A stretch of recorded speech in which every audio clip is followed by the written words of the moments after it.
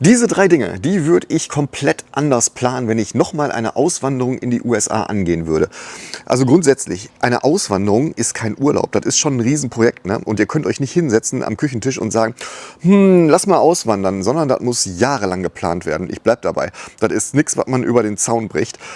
Darum ist es ganz wichtig, Berater zu haben. Und den ersten Fehler, den ich gemacht habe, ist, ich habe mich auf Berater verlassen, die Deutsch sprechen. Die sind zwar in den USA gewesen, aber die haben Deutsch gesprochen. Die haben einen deutschen Hintergrund gehabt oder sind selber in die USA ausgewandert. Und das schafft so ein bisschen Vertrauen, ne? Also wenn du als Deutscher mit jemandem sprichst, der in den USA ist und Deutsch spricht, dann hast du so ein Grundvertrauen. Und das ist falsch.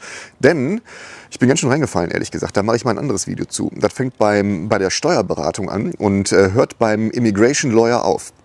Wie dem auch sei, ich bin ja hier, ich habe es ja geschafft. Trotzdem würde ich es anders machen. Ich würde mich besser informieren, ich würde mir Berater holen, die hier in den USA sind, die Englisch sprechen. Ich würde auf Deutsch gar keinen Pfifferling geben, sondern ich würde auf das Know-how und das Wissen holen und ich würde mir vorher Referenzen ziehen lassen. Denn ich hatte manchmal den Eindruck, die machen das zum ersten Mal mit mir als Deutschen. Und die zweite Sache, die ich komplett anders machen würde, ist, ich würde mir einen deutlich höheren finanziellen Puffer einplanen. Denn die Kosten hier, die kannst du aus Deutschland gar nicht überschauen. Denn es gibt so viele versteckte Sachen, wo du auf einmal da stehst und sagst, ach du Gott, das muss ich auch noch bezahlen und das muss ich auch noch bezahlen.